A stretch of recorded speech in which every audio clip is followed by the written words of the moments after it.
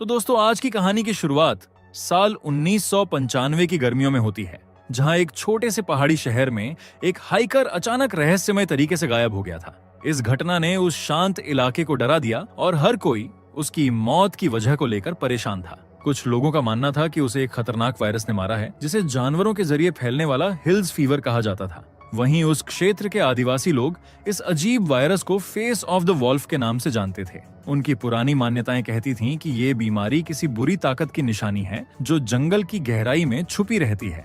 इसी तनाव भरे समय में उसी पहाड़ी इलाके में ग्रेडी अपने बेटे ब्लैक को लेकर शिकार के लिए जंगल आया था। ब्लैक को जंगल की रंग बिरंगी चीजें और गाते हुए पक्षी बहुत अच्छे लग रहे थे। उसके लिए ये जगह नई और रोमांच से भरी थी। लेकिन ग्रेडी लगातार सतर्क था, क्योंकि उसे पता था कि जंगल की खूबसूरती के पीछे कई खतरे छुपे होते हैं। इसलिए वो ब्लैक को बार बार सावधान रहने और ध्यान से चलने की सलाह देता रहा, ताकि वे दोनों किसी मुसीबत में न फंस जाए। इसी दौरान ब्लैक ने झाड़ियों में कुछ हिलते हुए देखा। ग्रेडी ने ध्यान से देखा तो वहां एक हिरन था। ये देखकर उसने निशाना साधा, लेकिन तभी हिरन मुड़ा और तेजी से जंगल के अंदर भाग गया। शिकार छूटने के बाद ग्रेडी ने ब्लैक को आवाज देने के लिए पीछे देखा तो वो वहां नहीं था। ये देखकर उसे बहुत डर लगा और वो तुरंत ब्लैक को ढूंढने के लिए इधर उधर देखने लगा।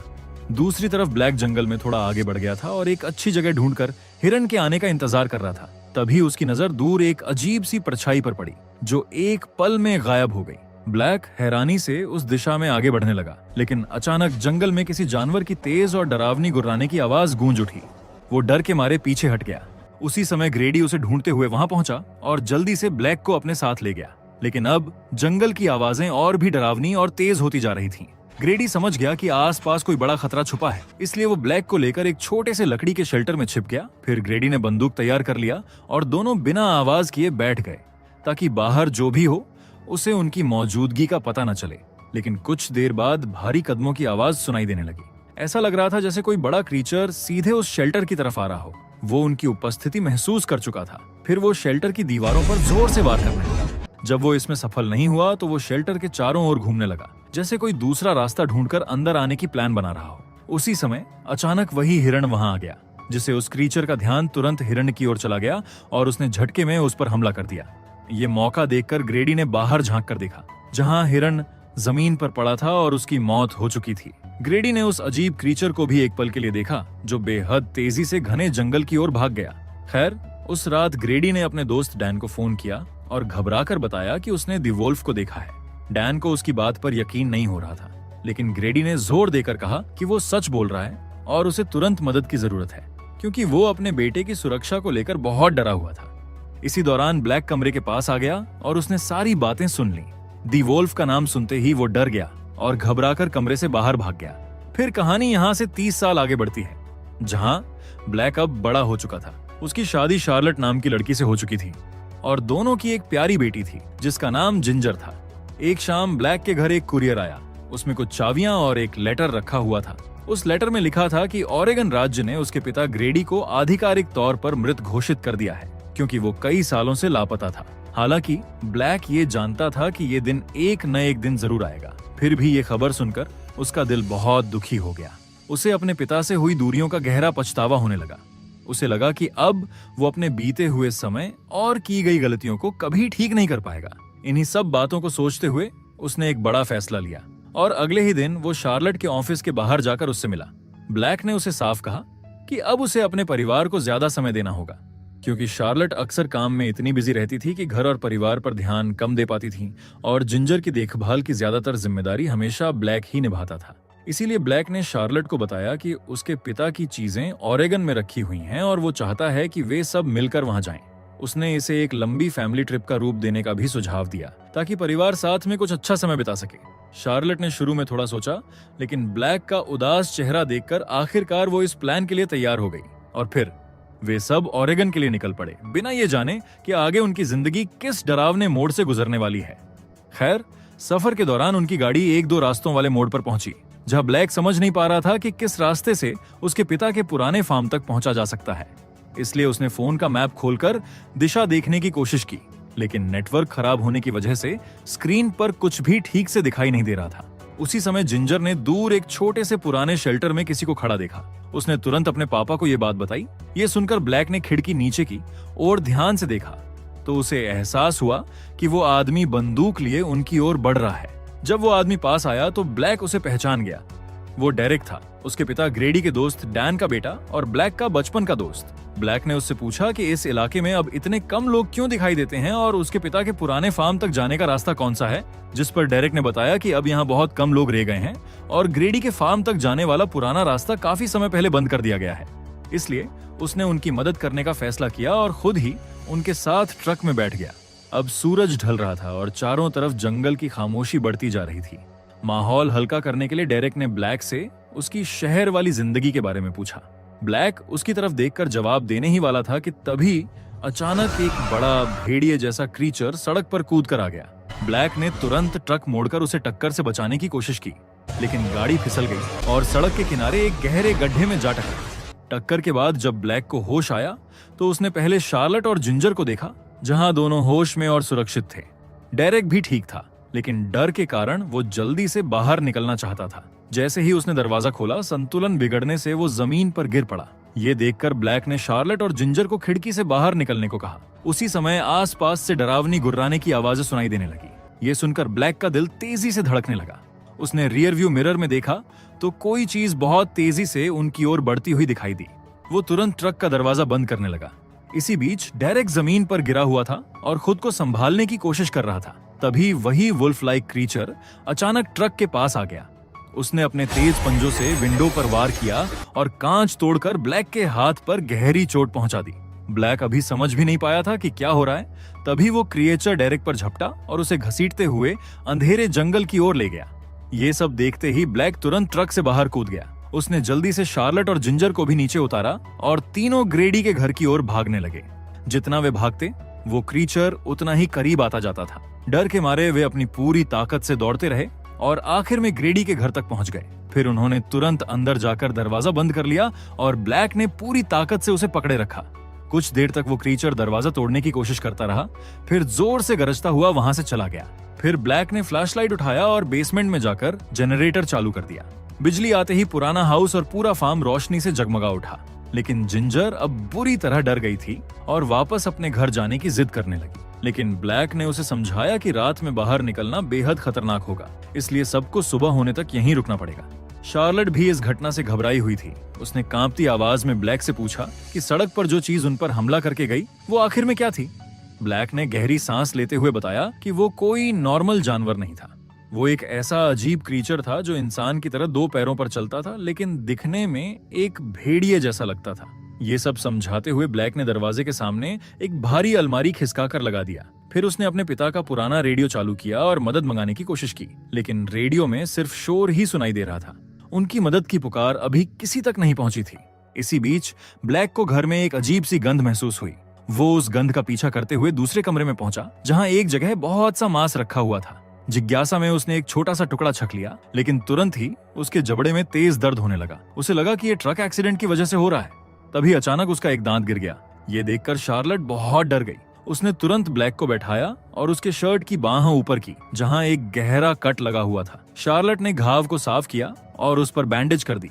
ब्लैक ने कहा कि शायद ये ट्रक की खिड़की के टूटे कांच से हुआ होगा, लेकिन शार्लेट को घाव देखकर लगा कि ये कट किसी नुकीले कांच से नहीं, बल्कि किसी बड़ी और तेज चीज से लगा है।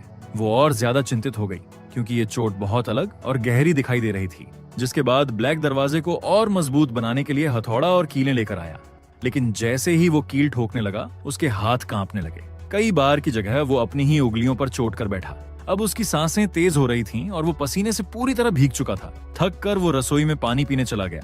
इसी दौरान ऊपर की मंजिल से भारी कदमों जैसी तेज धम धम की आवाज सुनाई दी। ब्लैक एक पल के लिए रुक गया। उसके चेहरे पर डर साफ दिखने लगा, लेकिन उसने हिम्मत जुटाई। फिर उसने हथौड़ा मजबूती से पकड़ा और बहुत सावधानी से ऊपर की ओर बढ़ने लगा। ऊपर पहुंचकर उसने एक अलमारी खोली तो अंदर एक बड़ी मकड़ी दिखाई दी, जो अजीब सी आवाज कर रही थी। ये देखकर ब्लैक को चक्कर आने लगे। उसकी सांसें तेज होने लगीं और कुछ पल के लिए नजर धुंधली पड़ गई। थोड़ा संभलने के बाद वो तुरंत नीचे आया और परिवार को देखा, जहां शार्लेट और जिंजर सोफे पर सुरक्षित थे। लेकिन ये राहत ज्यादा देर तक नहीं रही, क्योंकि अचानक फिर से तेज कदमों और डरावनी गुर्राने की आवाजें आने लगीं और उसी समय ब्लैक का व्यवहार बदलने लगा। वो अजीब तरह से हवा को सूंघने लगा और खिड़की के पास झुककर बाहर देखने लगा। उसकी चाल और हरकतें अब किसी इंसान जैसी नहीं, बल्कि एक जानवर जैसी लग रही थीं। ये देखकर शार्लेट और भी ज्यादा डर गई। तभी बाहर से आए उस क्रीचर ने छोटे दरवाजे से ब्लैक का पैर पकड़ लिया और उसे बाहर की तरफ खींचने लगा। ब्लैक दर्द से चिल्ला उठा। तभी शार्लेट ने हिम्मत करके हथौड़ा उठाया और क्रीचर के हाथ पर जोर से मारा, जिसे क्रीचर ब्लैक को छोड़कर पीछे हट गया। लेकिन उसकी वजह से ब्लैक अब बेहोश हो गया था। जब उसकी आंख खुली तो उसने खुद को बहुत कमजोर महसूस किया। फिर भी उसने हिम्मत की और घबराहट में अपने परिवार को आवाज लगाने लगा। तभी उसे बेसमेंट की तरफ से कुछ आवाजें सुनाई दी। वो नीचे गया तो देखा कि जिंजर सो रही थी और शार्लेट पुराने रेडियो से लगातार मदद मांगने की कोशिश कर रही थी, लेकिन रेडियो में सिर्फ शोर ही सुनाई दे रहा था। निराश होकर शार्लेट ने रेडियो गुस्से में नीचे पटक दिया। अब ब्लैक की हालात लगातार खराब होती जा रही थी। उसकी सांसों में अजीब सी खराश थी और वो ठीक से बोल भी नहीं पा रहा था। ये देखकर शार्लेट बुरी तरह घबरा गई थी। उसे समझ नहीं आ रहा था कि ब्लैक की मदद कैसे करे। और तभी ब्लैक की हालात इतनी बिगड़ गई कि डर के कारण उसने खुद को गीला तक कर दिया। इसलिए शार्लेट उसे ऊपर ले गई और उसे बेड पर लेटा दिया। वो बस यही उम्मीद कर रही थी कि सुबह होने तक सब ठीक हो जाए, लेकिन बाहर जंगल में वही खौफनाक चीज उनके आसपास घूम रही थी। अब धीरे धीरे ब्लैक के बाल झड़ने लगे और जब वो कुछ कहने की कोशिश करता तो शब्द उसके मुंह से ठीक से निकल नहीं पाते। इसलिए शार्लेट ने उसे पेन और पेपर दिया ताकि वो अपनी बात लिखकर उसे बता सके। बड़ी मुश्किल से ब्लैक ने एक शब्द लिखा, डाइंग, यानी वो अंदर से मर रहा है। ये पढ़कर शार्लेट का दिल टूट गया, लेकिन उसने धैर्य बनाए रखा और उसे समझाती रही कि वो ठीक हो जाएगा। लेकिन ब्लैक की आंखों में अब एक अजीब सी नीली चमक दिखाई देने लगी थी। उसकी सुनने और समझने की क्षमता भी कम होती जा रही थी। जब उसने जिंजर की तरफ देखा तो उसके हाथ पर खून लगा देखकर वो खुद डर गया। ये देखकर शार्लेट ने जिंजर को दूसरे कमरे में जाकर बैठने को कहा। फिर उसने ब्लैक की बांह से पट्टी हटाई, जहां उसने देखा कि उसका हाथ इंसान जैसा नहीं दिख रहा था। उसकी त्वचा फट रही थी और अंदर कुछ बदलता हुआ दिख रहा था। ये देखकर शार्लेट कांप गई। तभी अचानक ब्लैक वहां से उठकर भागा और अपने ही हाथ पर नुकीले नाखूनों से खरोचने लगा। फिर उसने अपने जख्म को दांतों से काटना शुरू कर दिया। हर बार काटने पर उसके दांत टूटकर गिर रहे थे। ये खौफनाक दृश्य देखकर शार्लेट कुछ सेकंड के लिए वहीं जड़ हो गई। फिर ब्लैक ने खुद को रोक लिया और कुछ पल शार्लेट की तरफ देखा। उसकी आंखों में अब दर्द से ज्यादा एक अजीब सी भूख थी, पर अगली ही क्षण वो मुड़कर वहां से चला गया। शार्लेट ने उसका पीछा करने की कोशिश की, पर वो बहुत परेशान और डरी हुई थी, इसलिए उसने उसे कुछ देर अकेला छोड़ दिया। जिसके बाद शार्लेट ने खिड़की से बाहर देखा, जहां ग्रेडी की पुरानी कार खड़ी नजर आई। ये देखकर उसके मन में एक उम्मीद जागी कि शायद वे यहाँ से निकल सकते हैं। ये समझकर वो तेजी से बेसमेंट में गई और वहां से चाबी और एक अतिरिक्त बैटरी उठा लाई। साथ ही रसोई से एक चाकू भी उठा लिया ताकि वो खुद और बच्चों की रक्षा कर सके। जिसके बाद वो तुरंत ब्लैक और जिंजर को लेकर कार की ओर भागी। ब्लैक बहुत कमजोर हो चुका था, इसलिए शार्लेट ने उसे संभालकर पीछे की सीट पर बैठाया। जैसे ही उसने जिंजर को बैठाया, बाहर से एक भयानक हॉल गूंज उठा। इस आवाज ने उनका डर और भी बढ़ा दिया। फिर भी शार्लेट ने हिम्मत नहीं हारी। उसने बैटरी को कार के इंजन से जोड़ा और कई बार कोशिश करने के बाद आखिर में कार स्टार्ट कर ली। इंजन चालू होते ही उसने बैटरी हटा दी और ड्राइवर सीट पर बैठ गई। उनकी उम्मीद बस बढ़ने ही लगी थी कि तभी अचानक वही भेड़िया जैसा क्रीचर कार के ऊपर कूद पड़ा। उसने विंडशील्ड तोड़कर शार्लेट को पकड़ने की कोशिश की, लेकिन शार्लेट ने चाकू से उसका सामना किया। इससे कुछ पल के लिए उस क्रीचर का ध्यान भटक गया और परिवार कार से बाहर निकलकर भागने में सफल रहा। लेकिन क्रीचर फिर भी उनका पीछा करता रहा और वे भागते भागते एक ग्रीन हाउस की छत पर चढ़ गए। ब्लैक ने नीचे से सीढ़ी हटाकर उस क्रीचर को ऊपर आने से रोक दिया, पर वो क्रीचर ग्रीन हाउस के अंदर घुस गया और नीचे से छत को तोड़ने की कोशिश करने लगा। पूरा ढांचा हिलने लगा और कीलें ढीली पड़ने लगी। फिर क्रीचर ने अपने तेज पंजों से ऊपर तक पहुंचने की कोशिश की। डर के कारण जिंजर अपनी मां के पास आने लगी। तभी उसका पैर फिसल गया, लेकिन शार्लेट और ब्लैक ने उसे तुरंत पकड़ लिया और गिरने से बचा लिया। अब ब्लैक को समझ आ गया था कि हालात बहुत खतरनाक हो चुकी है और उसके अंदर का बदलता हुआ रूप भी जागने लगा था। उसने जानवरों की तरह जोर से गुर्राया और इशारे से शार्लेट और जिंजर को घर की ओर भागने को कहा। फिर उसने एक लंबी छलांग लगाई और ग्रीन हाउस से नीचे कूद गया। फिर वो क्रीचर का ध्यान अपनी तरफ खींचते हुए जंगल की ओर भागा। शार्लेट और जिंजर ने इस मौके का फायदा उठाया और जल्दी से घर की तरफ दौड़ पड़े। घर पहुंचते ही जिंजर रोने लगी क्योंकि ब्लैक पीछे रह गया था। शार्लेट ने कांपती हुई आवाज में उसे समझाया कि ब्लैक उन्हें बचाने की कोशिश कर रहा है। उसी समय बाहर से डरावनी गुर्राने की आवाज सुनाई दी। शार्लेट ने खिड़की से देखा तो ब्लैक वापस लौट आया था। ये समझकर उसने तुरंत दरवाजा खोलकर उसे अंदर खींच लिया, लेकिन जैसे ही ब्लैक अंदर आया वो जमीन पर गिर पड़ा। उसका शरीर तेजी से बदल रहा था। जिंजर डरते हुए भी उसके पास गई और उसके माथे को छुआ। ब्लैक की आंखों में अब गहरी नीली रोशनी चमक रही थी और वो अपनी ही बेटी की बातें समझने में असमर्थ था। तब अचानक ब्लैक झुक गया और उसके मुंह से बहुत सारा खून बाहर निकलने लगा। उसी पल उसके हाथों के नाखून दर्द के साथ टूटकर गिरने लगे। ये दृश्य देखकर जिंजर चीख पड़ी। शार्लेट ने उसे तुरंत पकड़कर पीछे कर लिया। फिर ब्लैक ने एक भयानक गुर्राहट की और फुर्ती से कूदकर टेबल पर चढ़ गया। अब वो पूरी तरह किसी जंगली जानवर जैसा दिखने लगा था। फिर उसकी नजर शार्लेट से मिली। कुछ पलों के लिए उसकी आंखों में फिर से इंसानियत झलक उठी। उसने खुद को काबू में किया और लड़खड़ाते हुए दरवाजे की ओर बढ़ने लगा। लेकिन जैसे ही दरवाजा खुला, वही भयानक भेड़िया जैसा क्रीचर उस पर टूट पड़ा और ब्लैक को जमीन पर गिरा दिया। वो बार बार ब्लैक पर हमला करता रहा। ये देखकर शार्लेट ने हिम्मत जुटाई। वो दौड़कर उनके पास पहुंची और चाकू उठाकर उस क्रीचर की पीठ में घोंप दी। क्रीचर दर्द से गुर्राया और उसकी नजर शार्लेट और जिंजर की ओर मुड़ गई। हालात को समझकर शार्लेट जल्दी से जिंजर को एक कमरे में ले गई और उसे वहां छिपा दी। इधर ब्लैक ने पूरी ताकत लगाकर उस क्रीचर को रोकने की कोशिश जारी रखी। दोनों एक दूसरे को काटते और चोट पहुंचाते रहे। ब्लैक बहुत कमजोर हो चुका था। अंत में वो थक कर बेहोश होकर गिर पड़ा। फिर उस क्रीचर ने ब्लैक के बेहोश शरीर को हॉलवे की तरफ घसीटना शुरू कर दिया। ये देखकर शार्लेट ने डर और हिम्मत के बीच फैसला लिया। उसने पास रखा लोहे का फायर पोकर उठाया और पूरी ताकत से उस क्रीचर की पीठ पर दे मारा। इस समय ब्लैक ने अपनी बची हुई आखिरी ताकत जुटाई और भेड़िया जैसा क्रीचर पर कूद पड़ा। उसने भेड़िए को जमीन पर गिरा दिया और उसकी गर्दन पर इतनी जोर से काटा कि वो वहीं मर गया। जीत के बाद ब्लैक ने क्रीचर को ध्यान से देखा और उसकी बॉडी पर एक पहचाना सा टैटू पाया। उसे अचानक एहसास हुआ कि वो भेड़िया दरअसल उसका पिता ग्रेडी था, जो सालों पहले लापता होकर वुल्फ मैन बन चुका था। ये सच जानकर ब्लैक का दिल टूट गया। उसका ट्रांसफॉर्मेशन अब पूरी तरह अपने चरम पर पहुंच गया था। वो लड़खड़ाता हुआ घर से बाहर भागा। धीरे धीरे उसके नाखून नुकीले पंजों में बदल गए। उसके पूरे शरीर पर मोटे और सख्त बाल उगाए। उसके दांत लंबे नुकीले फैंक्स में बदल गए। उसकी नजरों में अब सब कुछ साफ दिखने लगा और अब वो पूरी तरह से वुल्फ मैन बन चुका था। घर के अंदर शार्लेट जिंजर को संभाल रही थी कि तभी अचानक लाइट चली गई। शार्लेट ने घबराकर खिड़की से बाहर देखा तो उसे अपना पति वुल्फ मैन के रूप में दिखाई दिया। सुरक्षा के लिए उसने चाकू उठाया और डरावनी आवाजों का पीछा करते हुए ब्लैक को जिंजर के पीछे खड़ा पाया। उसकी नीयत समझ नहीं पाने पर शार्लेट ने उसकी बाहें पर हमला किया ताकि जिंजर को बचा सके। फिर शार्लेट और जिंजर तुरंत बार्न की ओर भाग पड़े। थोड़ी देर बाद ब्लैक बार्न के दरवाजे पर पहुंच गया। उसने लकड़ी तोड़कर अंदर घुसने की कोशिश की। अब वो अंधेरे में भी आसानी से देख सकता था और धीरे धीरे अपने परिवार के करीब पहुंच रहा था। तभी उसका पैर बेयर ट्रैप में फंस गया। ये देखकर शार्लेट और जिंजर वहां से भाग निकले। उन्हें भागते देख ब्लैक ने जाल से निकलने की पूरी कोशिश की, लेकिन जाल बहुत मजबूती से बंद था। गुस्से और दर्द में उसने अपने ही पैर को दांतों से काटकर अलग कर दिया और फिर खून से लथपथ होते हुए भी वो दोबारा उनकी तलाश में पीछे पड़ गया। जंगल में भागते हुए शार्लेट और जिंजर को जमीन पर कुछ दिखाई दिया। पास जाकर देखा तो वो डेरेक का कटा हुआ हाथ था। ये देखकर दोनों डर से कांप उठे। वहीं पास में डेरेक की बंदूक भी पड़ी थी। शार्लेट ने बिना देर किए वो बंदूक उठा ली और दोनों आगे भागकर छोटे शेल्टर में छिप गए। कुछ देर बाद ब्लैक भी वहां पहुंच गया और सीढ़ियां चढ़कर ऊपर आने लगा। उसकी आंखों में गहरा दुख था, जैसे वो खुद अपनी पीड़ा खत्म करना चाहता हो।